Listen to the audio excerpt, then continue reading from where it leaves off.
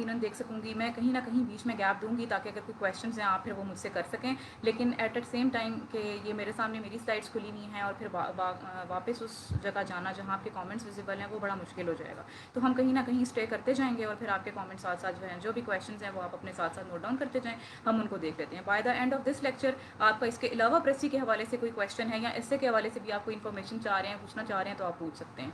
ठीक है, हम इसको स्टार्ट करते हैं। जैसे मैंने आपको पहले बताया कि कंडीशनल सेंटेंसेस का जो टॉपिक है ना वो अक्सर आ जाता है आपको करेक्शन के क्वेश्चन में। ठीक है, प्रेसी की बात कर रही हूँ, या फिर आपको ये ऐसे राइटिंग में आप ये सेंटेंसेस यूज़ कर रहे होते हैं और आप अपने प्रेसी में कहीं ना कहीं आपको ज़रूरत पड़ जाती है, या वैसे कोई आप राइटअप कर रहे हैं तो कहीं ना कहीं आप कोई ना कोई कंडीशनल सेंटेंस यूज़ कर रहे होते हैं। लेकिन हम लोगों को जब तक उसका स्ट्रक्चर ठीक तरीके से नहीं पता होगा तो वो कंडीशनल सेंटेंस हमारा गलत कंसिडर होगा, और करेक्शन में तो वैसे ही उसने पहले गलत दिया होता है, तो हमें अगर उसका स्ट्रक्चर पूरा मालूम नहीं है तो कोई फ़ायदा नहीं है। उसी हवाले से आज का लेक्चर जो है ये 20-25 मिनट में आपको समझाऊंगी कि किस तरह से कंडीशनल सेंटेंसेस की डिफरेंट टाइप्स हैं और हम उनको कहाँ कहाँ इस्तेमाल करते हैं। Basically there are 4 main types of conditional sentences और हम यूजुअली टाइप 1, 2 और 3 यूज़ कर रहे होते हैं। ज़ीरो कंडीशनल बहुत कम इस्तेमाल होता है, लेकिन पता होना ज़रूरी है, इसलिए मैं ये चारों की चारों टाइप्स जो हैं, type 0, 1, 2 and 3, I am going to explain that in the class. ठीक है, type 0 means zero conditional, type 1 means first conditional, type 2 means second conditional, type 3 means third conditional. Right, what are zero conditional sentences? Zero conditional is used when the result is same. ठीक है, आप अगर एक बात कर रहे हैं उसका रिजल्ट जो है वो हर दफ़ा वही होगा, उसमें कोई वेरिएशन नहीं आएगी, वो चेंज नहीं होगा। यूजुअली फैक्ट्स होते हैं। ठीक है, अगर आप पानी को उबालते हैं 100 डिग्री पे तो वो पानी जो है, लिक्विड जो है वो स्टीम में चेंज हो जाता है, तो हर दफ़ा स्टीम में ही चेंज होगा ना, आइस तो नहीं बन जाएगी। ठीक है, अगर बारिश होती है तो ग्रास जो है इट गेट्स वेट, तो वो हर दफ़ा यही होगा कि जो बारिश होगी तो आपका जो ग्रास है दैट विल बी वेट। ये इस तरह के जुमले जिसमें रिजल्ट चेंज नहीं होता और आप इसको कह सकते हैं काइंड ऑफ फैक्ट्स, उन सेंटेंसेस में हम ज़ीरो कंडीशनल सेंटेंसेस का इस्तेमाल कर रहे होते हैं। कंडीशनल सेंटेंसेस में हमेशा सेंटेंस के दो पार्ट्स होते हैं। ठीक है, दो क्लॉजेज होते हैं। एक आपका कंडीशनल क्लॉज होता है जो कि इफ से स्टार्ट हो रहा होता है, या अनलेस से भी हो सकता है। ठीक है, या इन केस से भी हो सकता है। समटाइम्स आप व्हेन भी यूज कर रहे होते हैं। These all are the conditional words if you are using them, right, that is called conditional clause. और दूसरा आपका मेन क्लॉज होता है। कंडीशनल क्लॉज और मेन क्लॉज मिल के आपका एक पूरा कंडीशनल सेंटेंस बनाते हैं। मेन क्लॉज आपका जीरो कंडीशनल सेंटेंसेस में प्रेजेंट टेंस में होगा, सिंपल प्रेजेंट टेंस आप यूज करेंगे। ठीक है, first form of the verb आप यूज करेंगे। कोई वो हेल्पिंग वर्ब डज और वो इस तरह का नेगेटिव सेंटेंस है तो लगाएंगे डू और डज, या इंट्रोगेटिव है। अदरवाइज सिंपल सेंटेंसेस में आपने सिर्फ first form of the verb लगानी है और वो एस का रूल आपको पहले ही पता है। कंडीशनल क्लॉज में क्या करना है, आपने इफ के साथ प्रेजेंट टेंस अगेन जाना है। तो यहां हमने ये देखा कि जीरो कंडीशनल सेंटेंसेस में आपके जो एक सेंटेंस के दोनों साइड पे जो क्लॉजेज हैं, दोनों क्लॉजेज का जो टेंस है वो सेम रहेगा। इफ वाला भी आपका प्रेजेंट में जाएगा और आपका मेन क्लॉज भी प्रेजेंट में जाएगा। Let me show you the examples.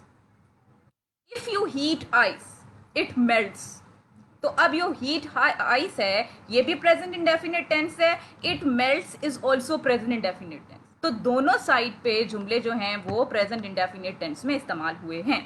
If conditional clause है, इट मेल्ट्स मेन क्लॉज है। अच्छा, अब इफ वाले जुमले में अक्सर बच्चा क्या करता है, वो आगे देन लगा देता है। इफ के बाद आप if you heat ice then it melts, ठीक है, if you do this then this will happen, if you do this this then this. तो जो देन का वर्ड है ना वो ब्लास्फेमी है, उस पर तो बड़ा एक क्रॉस लगा दें, वो आपने नहीं इस्तेमाल करना। ठीक है, इफ वाले जुमलों में आपने देन का इस्तेमाल नहीं करना होता, सिर्फ आपने कंडीशनल क्लॉज के बाद कॉमा लगाना है और आपने अगला अपना क्लॉज लिख देना है। या फिर अगर आपका जो जुमला है सेंटर में इफ आ रहा है, ठीक है, if it rains the grass gets wet, the grass gets wet if it rains, अगर मैं इफ सेंटर में लेके जा रही हूं, ठीक है, तो फिर मैं कॉमा नहीं लगाऊंगी, फिर हमारा इफ से पहले कॉमा नहीं आएगा। ठीक, लेकिन देन का वर्ड बिल्कुल भी इस्तेमाल नहीं करना। और ये वाले जो जुमले हैं यूजुअली हम इनको ट्रांसलेशन में कहीं आ जाए तो आ जाए, अदरवाइज जो है जीरो कंडीशनल से वो आपको करेक्शन नहीं देगा। और आपके जो राइटअप्स हैं उसमें भी यूजुअली आप टाइप 1, 2 या 3 यूज़ कर रही होती हैं। मेजॉरिटी जो स्टूडेंट्स हैं उनको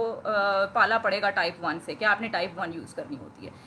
ठीक है, जीरो कंडीशनल का सिर्फ पता होना जरूरी है कि कहीं ऐसा ना हो कि करेक्शन में आ जाए, जो कि नहीं आता। यूजली आपका जो करेक्शन आती है वो टाइप 1 2 3 से आती है, तो आपको एटलीस्ट पता हो इन रूल्स का। अब आ जाए फर्स्ट कंडीशनल, जो हमारी मेन चीज है। फर्स्ट कंडीशनल सेंटेंसेस कब इस्तेमाल होते हैं? जब आप कंडीशनल है ना, लिंक कर रहा है, एक पार्ट ऑफ सेंटेंस किसी ना किसी शर्त के साथ जुड़ा हुआ है। तो जब भी आप या जो एक मेन क्लॉज है उसके ऊपर कोई कंडीशन लगी हुई है, ठीक है, और वो काम आप फ्यूचर के बारे में प्रिडिक्ट कर रहे हैं कि अगर ये हो जाता है तो ये होगा, ठीक है, अगर ये हो जाए तो ऐसा हो जाएगा, तो वो जो आप फ्यूचर प्रिडिक्ट कर रहे हैं, ऐसे ही जो आप या फिर किसी को वार्न कर रहे हैं फ्यूचर के हवाले से, तब आप फर्स्ट कंडीशनल का इस्तेमाल करते हैं। मैंने आपको पहले भी बताया, कंडीशनल वर्ड्स में आप इफ भी यूज कर सकते हैं, आप अनलेस भी यूज कर सकते हैं, ठीक है। दो एग्जाम्पल्स आपके सामने हैं। If we are early we will definitely get tickets. Unless we are early, unless के साथ कभी भी नॉट नहीं लगाना, उसी सेम पार्ट में अनलेस के साथ नॉट नहीं आता। Unless we are not early गलत हो जाएगा, तो अनलेस के साथ पॉजिटिव जुमला जाता है। अनलेस अपने ही अंदर मायने रखता है नॉट के, रिडंडेंट हो जाएगा अगर आप आगे दोबारा वो जो है ना नॉट यूज करेंगे, तो रिडंडेंसी नहीं लेकर आनी है। Unless we are early we will not get tickets, ठीक है। तो unless, if, when, whatever you use. तो यहां पर हमने फॉर्मेशन क्या देखी फर्स्ट कंडीशनल की, कि जो आपका कंडीशनल क्लॉज है वो प्रेजेंट टेंस में जाएगा, और जो आपका मेन क्लॉज है वो फ्यूचर टेंस में आएगा। Conditional clause, if you like, main clause I will wait for you, future tense. If you continue to be mean, present tense, I will certainly go home, future tense. Unless you study hard you will not get good grades. अच्छा, दूसरे part में not आ सकता है, unless within that clause you not gonna use not again. Unless you study hard you will not get good grades. So see, first part आपका, first part क्या, ये second part भी बन सकता था अगर आप इफ सेंटर में ले जाते। याद रखने की ये चीज है कि कंडीशनल क्लॉज में आप हमेशा प्रेजेंट टेंस यूज करेंगे जब आप फर्स्ट टाइप की बात कर रहे हैं, जिसमें आप फ्यूचर प्रिडिक्ट कर रहे हैं, किसी एक काम से आपका फ्यूचर लिंक हुआ है कि अगर ये काम हुआ तो मैं ये कर दूंगा या कर दूंगी, ठीक है, या ऐसा हो जाएगा, वो फ्यूचर आप बता रहे हो, ठीक है, लेकिन उसके साथ जो है वो कोई ना कोई कंडीशन लिंक्ड है। तो ऐसे टाइप के सेंटेंसेस फर्स्ट टाइप कहलाते हैं, और इसमें आप जो है वो conditional clause present tense and main clause आपका फ्यूचर टेंस हो, ठीक है। यहां मैं थोड़ी देर रुकती हूं, मैं कमेंट्स पे आती हूं। कोई यहां तक क्वेश्चन है तो आप पूछ ले, नहीं तो फिर हम आगे जा रहे हैं।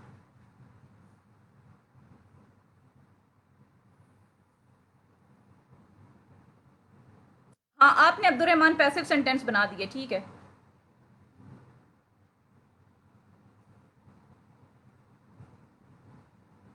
लेकिन ये फिर देखें, पैरेलल स्ट्रक्चर का प्रॉब्लम है।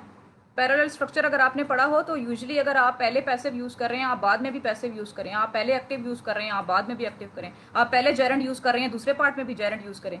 जी जी, डिलीट नहीं करना ठीक है ठीक है ठीक है। पहले पार्ट में आप जेरेंट इस्तेमाल कर रहे हैं, दूसरे में आप इन्फिनेटिव नहीं यूज कर सकते, ठीक है। तो वो मुझे इसलिए ये जो है ना थोड़ा सा ग्रामेटिकली तो ठीक है, लेकिन पैरेलल स्ट्रक्चर का इशू आ रहा है। आप पहले एक्टिव यूज करें बाद में भी एक्टिव यूज करें।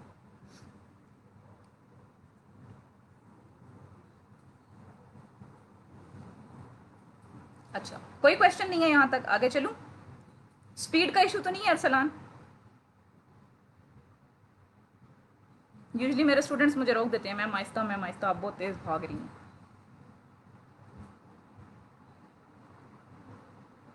किन दोनों सेंटेंसेस में?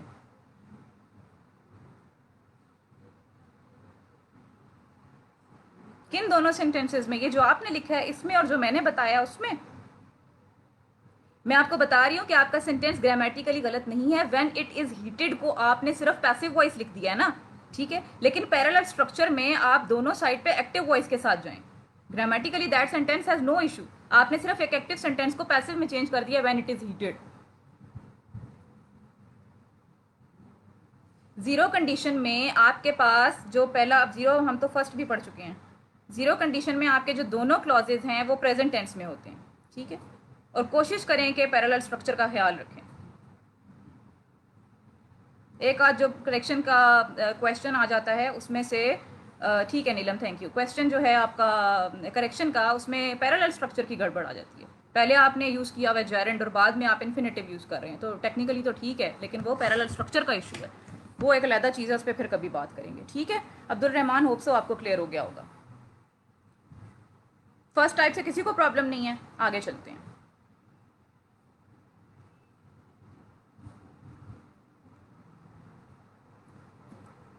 सेकंड कंडीशनल क्या होते हैं? जब आप बात तो फ्यूचर की ही कर रहे हैं लेकिन आप ऐसी सिचुएशन की बात कर रहे हैं which is not going to happen, subjunctive case है एक, ठीक है, ऐसा हो नहीं सकता यूजली।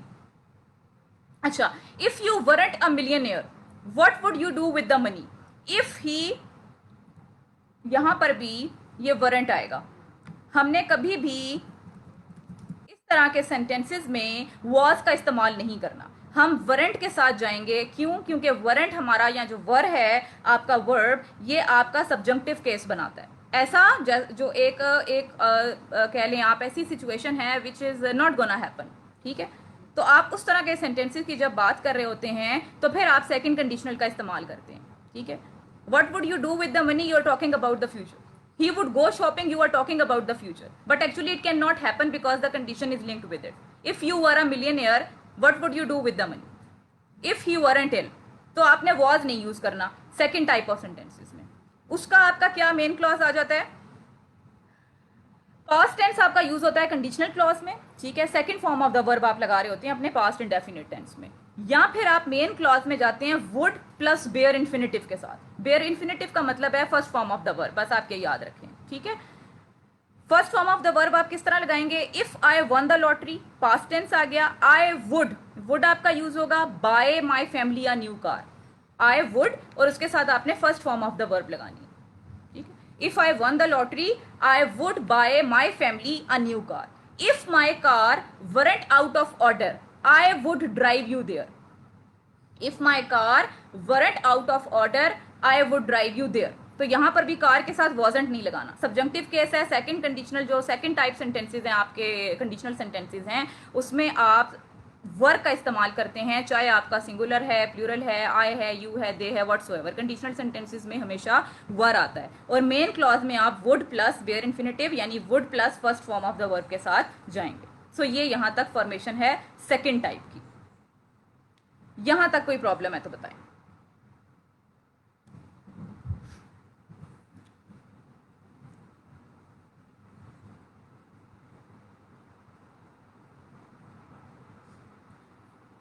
अच्छा अब्दुलरहमान, मैंने आपका वो क्वेश्चन ऑलरेडी आंसर कर दिया है, शुक्र है। अरसलान, आहिस्ता आहिस्ता जो है ना वो स्पीड अच्छी होती जा रही है, वरना इंटरव्यू देते हुए भी डर ही था कि पता नहीं क्या होगा।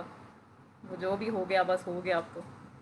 खैर, सेकंड टाइप तक कोई क्वेश्चन नहीं है, ठीक है। तो हमने अभी तक देखी है, जीरो टाइप देख ली, फर्स्ट टाइप देख ली, सेकंड टाइप देख ली। सेकंड टाइप में हमने क्या बात की कि आप जाएंगे वर्ब के साथ, या फिर आपका second form of the verb इस्तेमाल हो रही होगी, सिंपल पास्ट टेंस आपने यूज करना है अपने इफ क्लॉज में, और आपका जो मेन क्लॉज है वो वुड प्लस बेयर इन्फिनेटिव के साथ जाएगा। ये फिंगर टिप्स पे रूल्स याद कर लें, ताकि अगर ये करेक्शन में आता है तो भी आप गलती ना करें और आप लिखते हुए भी गलती ना करें, ठीक है। यूजुअली मैंने स्टूडेंट की गलती क्या देखी है, वो इफ के साथ भी विल लगा रहा होता है, वो आगे जब फर्स्ट उसका मेन क्लॉज लिखता है तो भी विल लगाता है, वो पीछे अगर पास्ट टेंस लगा रहा है तो वुड की जगह आगे विल लगा देगा।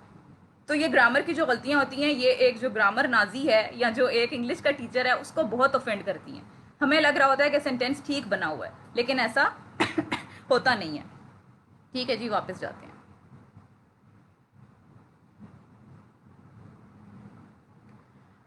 ऑल राइट, थर्ड कंडीशनल, ठीक है। ये हमारा लास्ट है कि ये कब यूज होता है।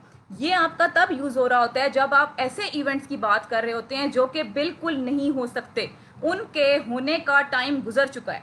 आप वो दोनों, उसकी कंडीशन भी जाहिर है, उस पर कंडीशन कोई ना कोई होगी, और उस इवेंट के होने का टाइम वो पास्ट में है, वो गुजर चुका है, ठीक है। मैं क्लास में एक दफ़ा पढ़ा रही CSS में के स्टूडेंट्स को, नोवा में।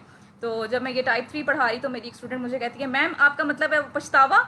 तो फिर मैंने कहा हाँ, आप इसको पछतावे से याद रख लें कि पास्ट का हमें ज़िंदगी में वैसे ही हर चीज़ का बड़ा पछतावा होता है। ये कर लेता तो वो हो जाता, वो कर लेता तो ये हो जाता, करते हैं ना हम इस तरह की बात, ऐसे करना चाहिए था, वैसे करना चाहिए था, तो वो टाइम गुजर चुका है, अब कुछ नहीं हो सकता। तो मेरी स्टूडेंट ने इसको बड़े अच्छे तरीके से एक वर्ड में सम अप कर दिया कि मैम यू मीन पछतावा। तो वही चीज़ है कि तमाम ऐसे इवेंट्स जो कि अब कैरिड आउट नहीं हो सकते, वो पास्ट की जो है ना बात है, और उनका जो उनकी कंडीशन है वो भी लिंक्ड है उसके साथ। For example, if you had book the tickets early, ठीक है, अगर तुमने पहले टिकट बुक्स कर लिए होते, you would have seen the performance, तो तुम परफॉर्मेंस देख लेते। यानी कि अब उस परफॉर्मेंस का टाइम गुजर चुका हुआ है, वो शो गुजर चुका है, अब कुछ नहीं हो सकता। समझ आई बात की? जबकि टाइप 2 में हम फ्यूचर इवेंट्स की बात कर रहे थे, होते वो भी नहीं है, अनलाइकली टू हैपन, यही था ना, लेकिन वो फ्यूचर था कि वो अभी हो सकता है कि मैं तुम्हें छोड़ आता, लेकिन अभी उस बंदे ने जाना है, गया नहीं है, ठीक है। तुम अगर अमीर होते तो तुम उन पैसों का क्या करते? तो ये अभी ऐसी चीज़ है जो हुई नहीं और आप फ्यूचर की बात बता रहे हैं, ठीक है। यहाँ पर वो चीज़ हो चुकी है, वो टाइम गुजर चुका हुआ है। ये फ़र्क है मेन टाइप 2 और टाइप 3 में। इसकी क्या फॉर्मेशन है सेंटेंसेस की? कंडीशनल क्लॉज में जो है वो आप पास परफेक्ट टेंस यूज़ कर रहे होते हैं। कंडीशनल क्लॉज से मुराद क्या है? जिसमें आपका कंडीशनल वर्ड आ रहा होता है, इफ आ रहा होता है, अनलेस आ रहा होता है, ठीक है। मेन क्लॉज में आप क्या करते हैं? You could go with would, could, might, तीनों में से जो वर्ड जहां सूट कर रहा है वो लगा सकते हैं, plus have, plus past participle. Past participle means third form of the verb. तो आप would have third form of the verb, could have third form of the verb, might have third form of the verb के साथ जा सकते हैं। If you had booked the tickets early, you would have seen the performance. If you had not found your passport, you could not have gone to America.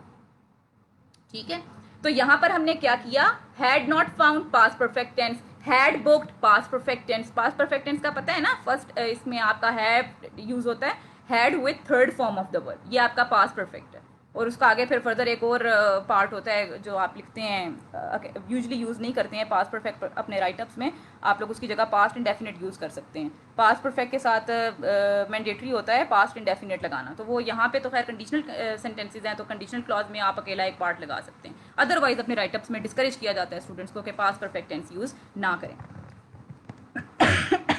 Past perfect tense, had third form of the verb, main clause would have third form of the verb, could have third form of the verb, might have third form of the verb, ठीक है। चलो, ये छोटा सा एक concept था जो मैं आपको बताना चाह रही थी। ये मजीद एक एक्स्ट्रा चीज़ है, सिर्फ करेक्शन में कभी आ जाती है तो स्टूडेंट कंफ्यूज ना हो कि ये शायद कोई क्वेश्चन सेंटेंस है, ये इन्वर्जन है, सिंपली हैड जो है वो इफ की जगह रिप्लेस्ड हो गया है, ठीक है। तो उससे आपने घबराना नहीं है कि वो इमरान खान वैसे ही कहता है ना कि बस आपने पहला काम ये करना है कि प्रेसी का पेपर देख के आपने घबराना नहीं है। तो हैड जो है वो सिंपल आप इसको इफ की रिप्लेसमेंट समझे, इन्वर्जन है कि वो पहले आपका जो है वो हैड यूज हो गया, बिल्कुल जिस तरह आपका थर्ड कंडीशनल जुमले हैं ना, वो उसका यही रूल है। अगर हैड के साथ वो पहला पार्ट आपका पास्ट परफेक्ट में है तो दूसरा आपका जो है मेन क्लॉज वो would have plus third form of the verb के साथ जाएगा।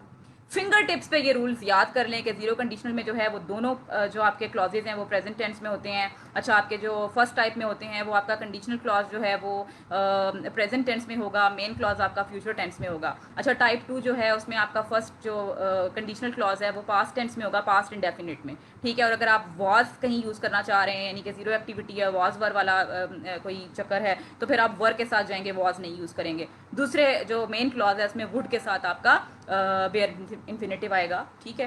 थर्ड कंडीशनल में हमने क्या देखा कि आपका जो कंडीशनल पार्ट है, जो कंडीशनल क्लॉज है, उसमें आप जो है वो पास्ट परफेक्ट टेंस यूज़ करते हैं, और जो आपका मेन क्लॉज है उसमें आप would have, might have, could have के साथ थर्ड फॉर्म का इस्तेमाल करते हैं। So this was all about conditional sentences. कुछ एक्सरसाइजेज है मेरे पास, ठीक है। ये मेरे पास मेरा ख्याल है मेरे पेज पे भी अपलोड हुई नहीं है, मैं यहाँ पर भी अपलोड कर दूँगी। थोड़ी सी प्रैक्टिस कर लें 3-4 एक्सरसाइजेस की, उसके बाद जो है वो इन रूल्स को फिंगर टिप्स पे याद कर लें, तो जो एग्जामिनर है वो करता